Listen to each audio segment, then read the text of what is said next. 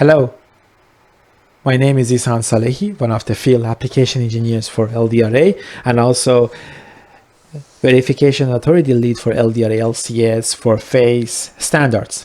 In this presentation, I will be talking about coverage analysis for software running on a multiple processors.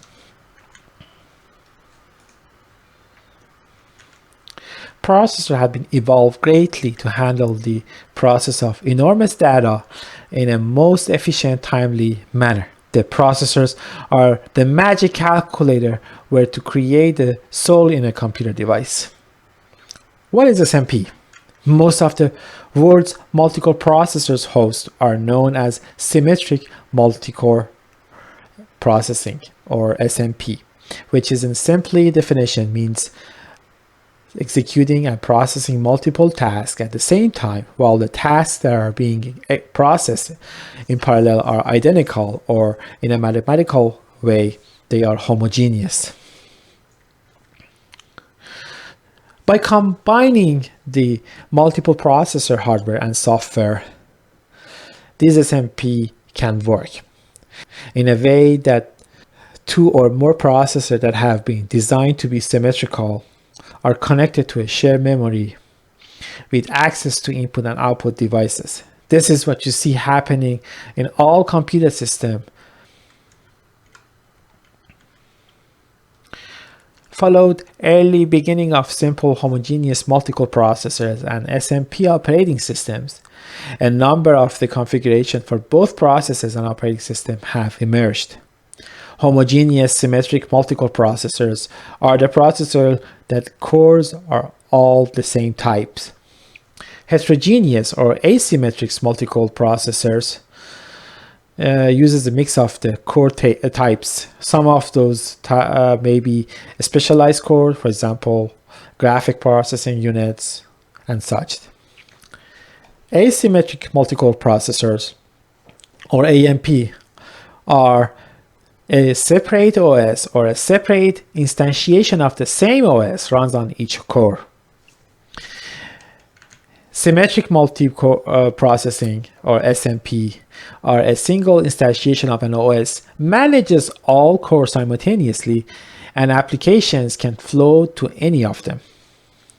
Bound multiprocessing, or BMP, are a single instantiation of an OS, manages all cores simultaneously, but each application is locked to a specific core.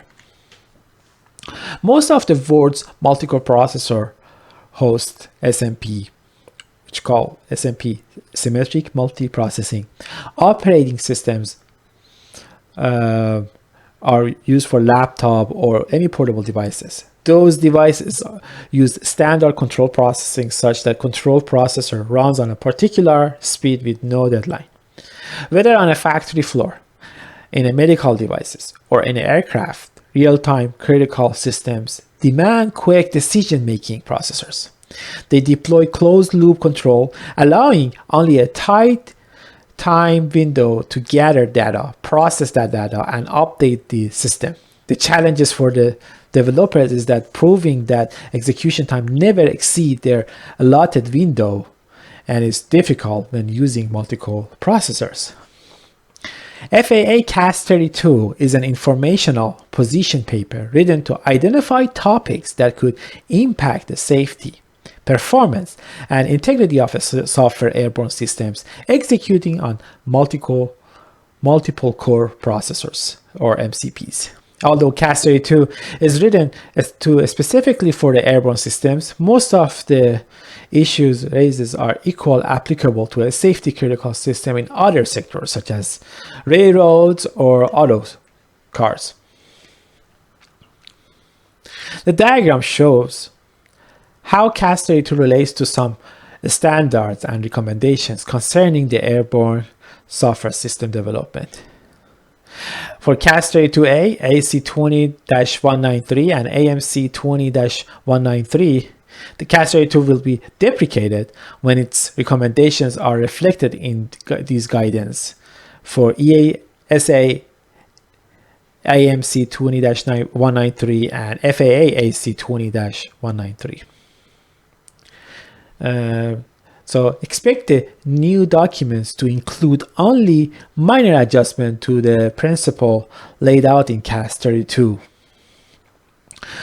For CAS 32 and DO-297 or IMA, which deals with the use of powerful computing hardware to host software functions of differing safety criticality, robust partition is also critical to the determination of the WCET or worst case execution times, and these are applicable for critical projects deploying on multi-core processors.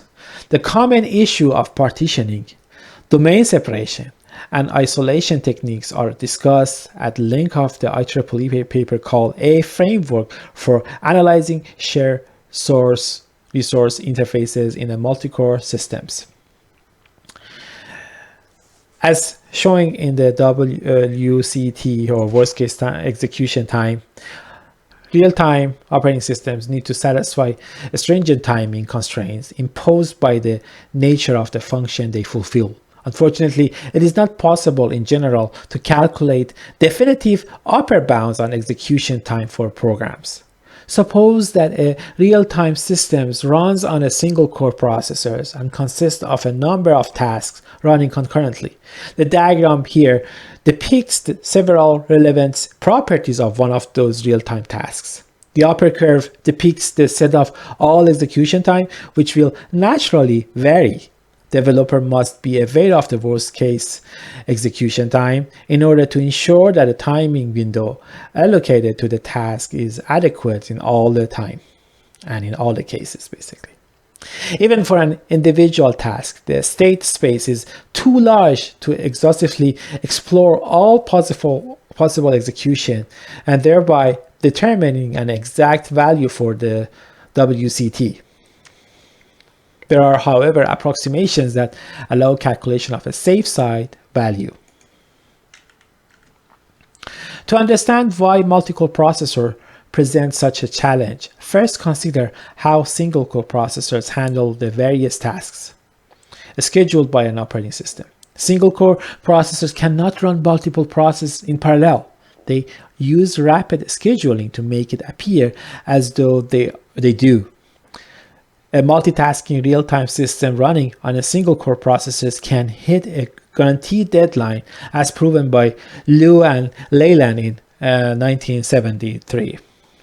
Multi-core processors genuinely do run multiple processes in parallel. Unlike single processor applications, the task of finding a schedule of X tasks or X number of tasks on a Y processor core such that all tasks meet their deadline has no efficient algorithm.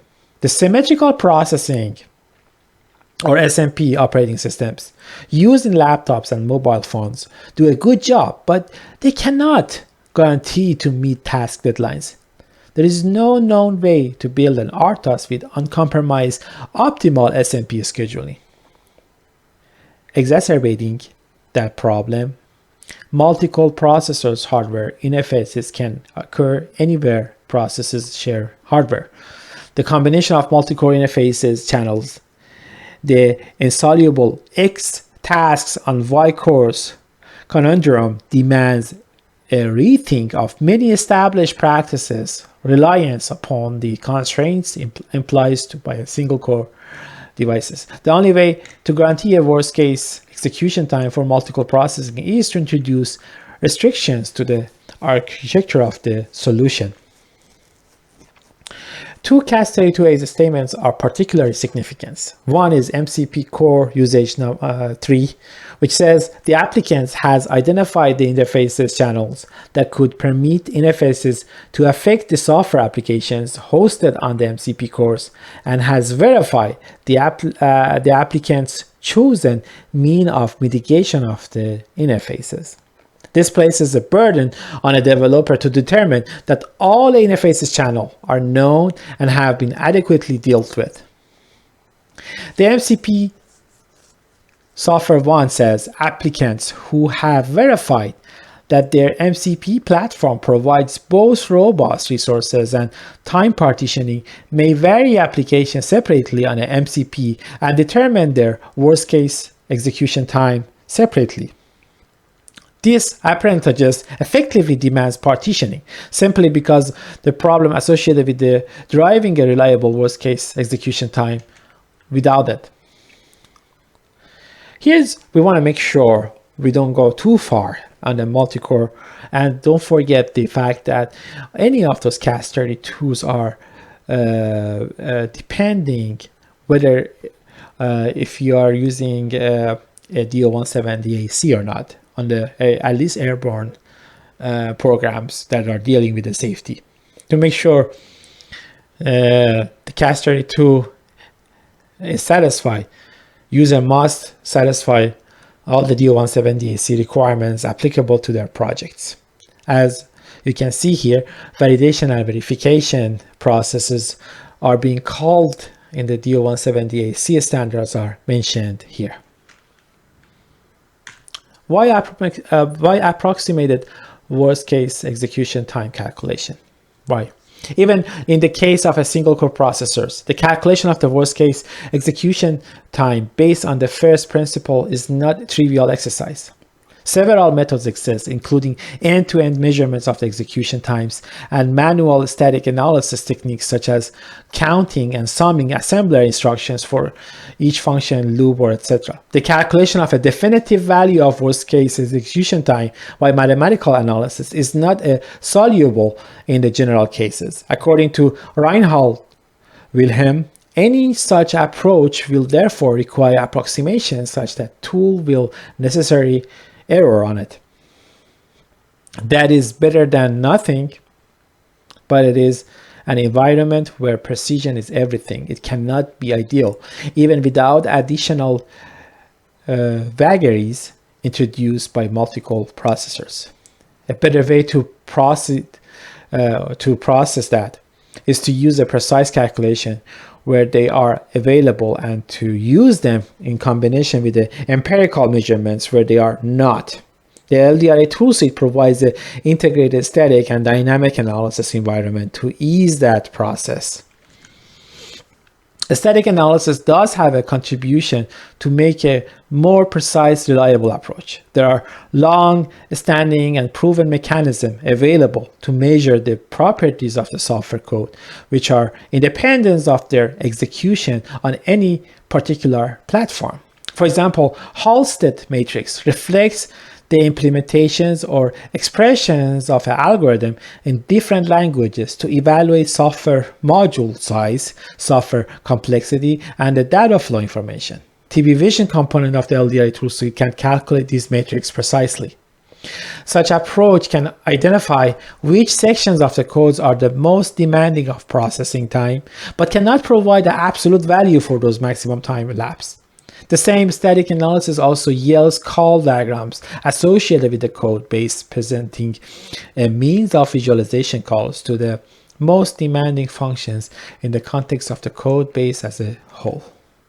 There is no better way to ascertain how that information translates into the time elapsed for a particular functions or call tree by measuring it in an environment in which it will ultimately run.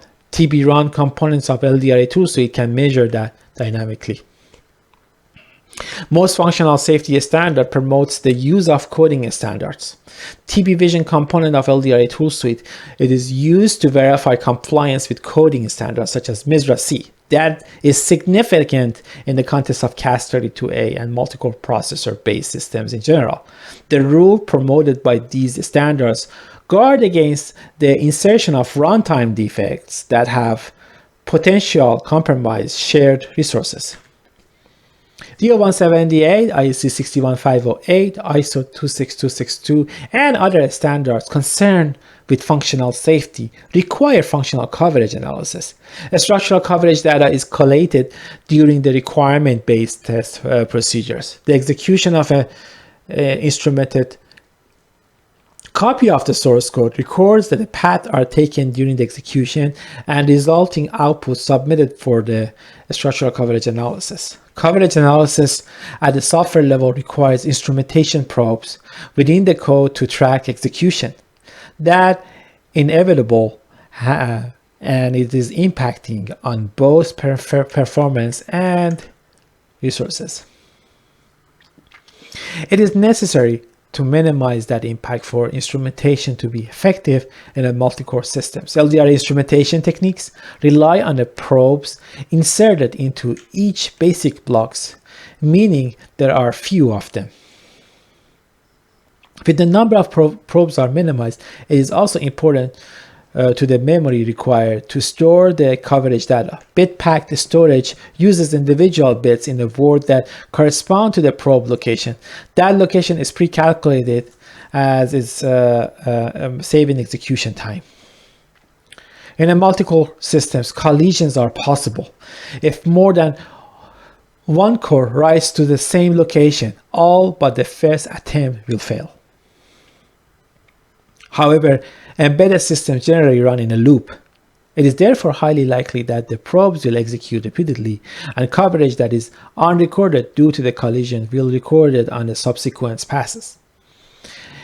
Even failing that, the coverage reported is fail-safe because it can never overstate the amount of the code being exercised.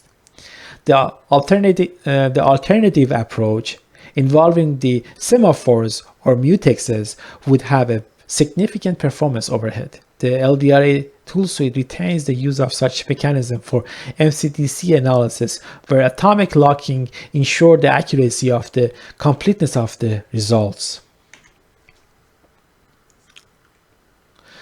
LDRA allows you to measure structural coverage on a multi-core and offer graphical tools to look at the coverage of the specific cores on the entire applications.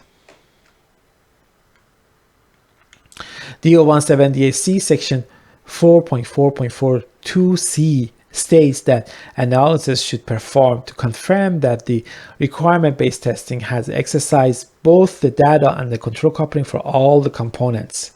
Control coupling coverage is ensuring that every function has been invoked for every point where it's been invoked from.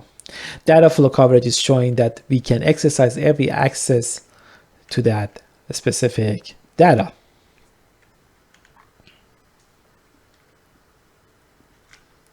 This is an example of a pass-fail coverage call graph. In this case, all the functions and calls are colored green to show that we have a full coverage. Objective table A-7 states that we need to verify the test coverage of a software structure performing data coupling and control coupling. In this case, we can see that we have satisfied these objectives by providing a pass-fail coverage call graph, showing that we have invoked every function from every point, and also we have provided a dynamic data coupling reports. That shows that we have exercised every access of every variable. In this example, there is one access to one variable that has not been exercised, as been pointing out. In conclusion, CAS32 guidance used for multi-core processor design. In conclusion, CAS32 guidance used for multi-core processors dealing with safety critically. Although measuring worst-case execution time is very challenging and at the same time is essential to ensure the risk mitigation for the worst-case execution time scenarios are implemented, using sophisticated tool can help measure this timing with the minimum error. Static analysis such as MISRA can help to support and satisfy the code review requirements. A structural coverage analysis also needs to be calculated to satisfy the DO-178C requirements. User must ensure to use the best technique to instrument the source code for the structural coverage to avoid collision and handle all the core's dynamic analysis. Thank you so much for listening to me. If you have any questions, I'd be happy to answer. Please email us at info@ldra.com. Also visit us at ldra.com if you would like to see our new products and standards and certification that are taking place. Also follow us on Facebook, LinkedIn, and Twitter. Thank you.